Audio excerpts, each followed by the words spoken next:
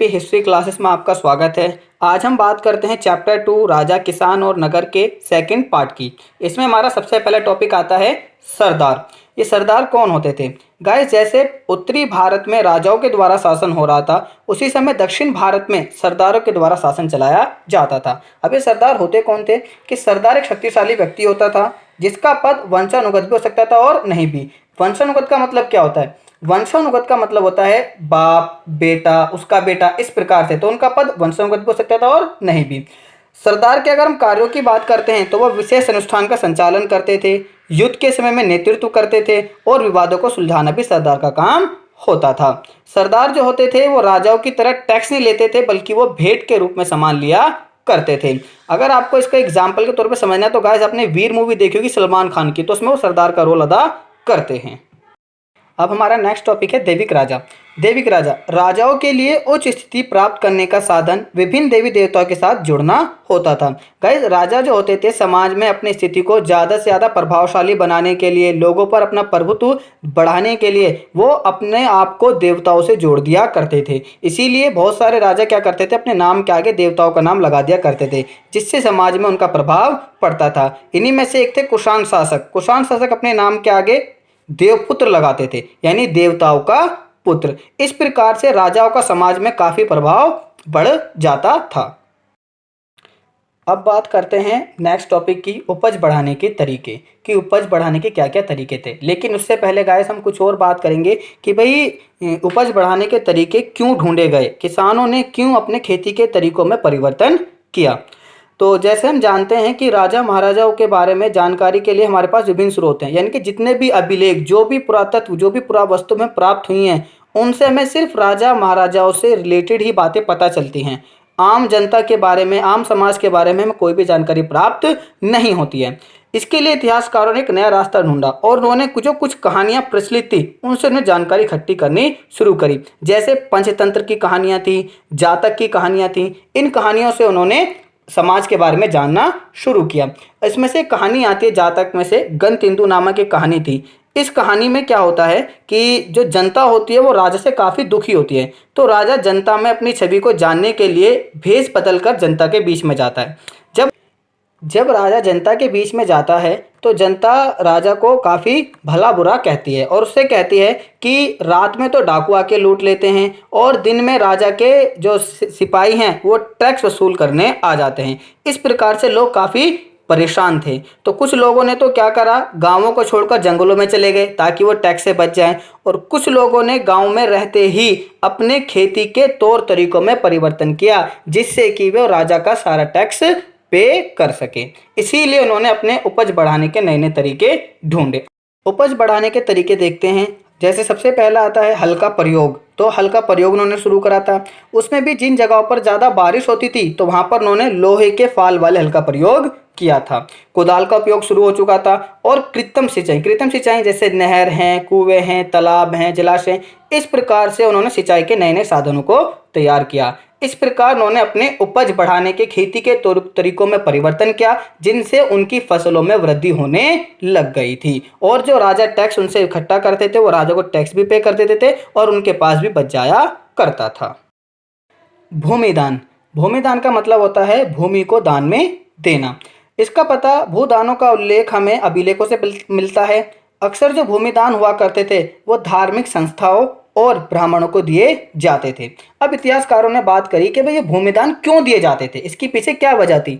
तो इतिहासकारों में मतभेद है कि भाई कुछ का मानना कुछ और था, कुछ का मानना कुछ और था। जैसे कुछ का कहना था कि कृषि के क्षेत्रों को बढ़ाने के लिए भूमिदान दिए जाते थे, कि जिससे कृषि का क्षेत्र बढ़ेगा तो राजा को ज़्यादा से ज़्यादा उनसे टैक्स प्राप्त होगा। लेकिन कुछ इतिहासकारों का ऐसा मानना था कि जब राजा का शासन दुर्लभ होने लगता था, दुर्बल होने लगता था, कमजोर होने लगता था, तो वो भूमि दान देकर जनता को अपनी तरफ आकर्षित करते थे, अपना समर्थक जुटाया करते थे। तो इसीलिए इतिहासकारों के बीच में विभिन्न मत हैं कि भाई हाँ, इसलिए वो दान दिया करते थे।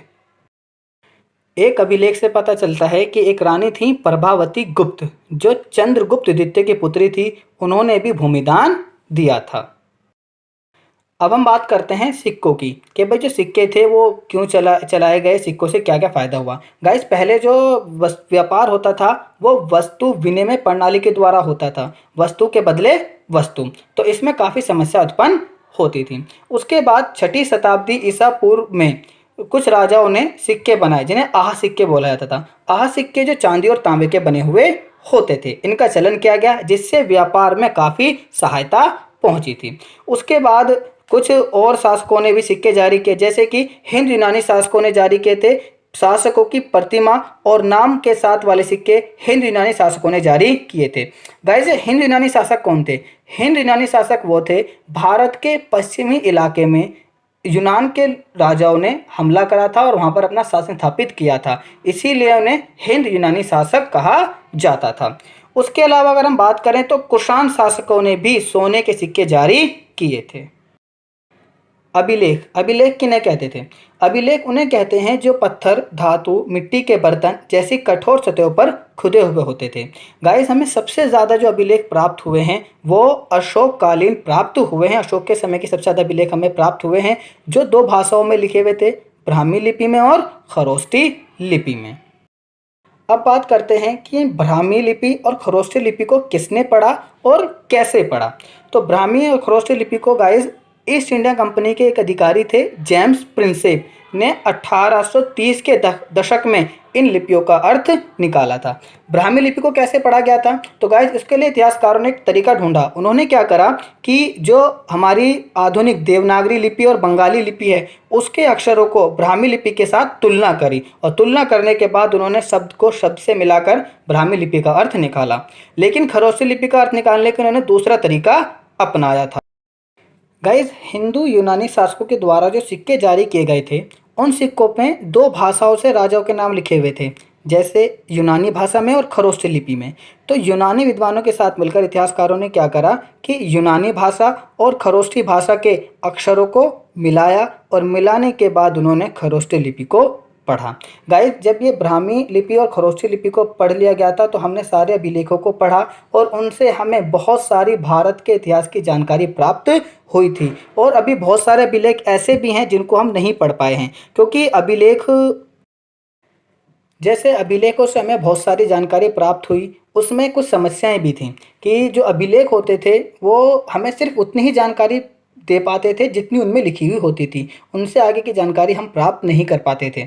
उसके अलावा और समस्याएं थीं, जो अभिलेख शास्त्री थे उनको कई अभिलेखों को पढ़ने में समझने में काफ़ी समस्याएं हुई, क्योंकि बहुत सारे अभिलेख ऐसे थे जो टूट गए थे या मिट गए थे या सही स्थिति में हमें नहीं मिल पाए थे। इस कारण से उन्हें पढ़ने में काफ़ी समस्याओं का सामना करना पड़ा था।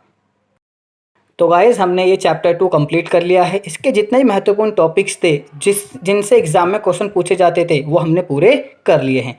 किसी भी टॉपिक में कोई भी डाउट हो तो आप मुझे कमेंट करके पूछ सकते हैं। वीडियो अच्छी लगी तो आप लाइक करें, सब्सक्राइब करें और ध्यान रखें बेल आइकन पर भी क्लिक करें, जिससे आपको हर एक चैप्टर की अपडेट मिलती रहे। Thank you.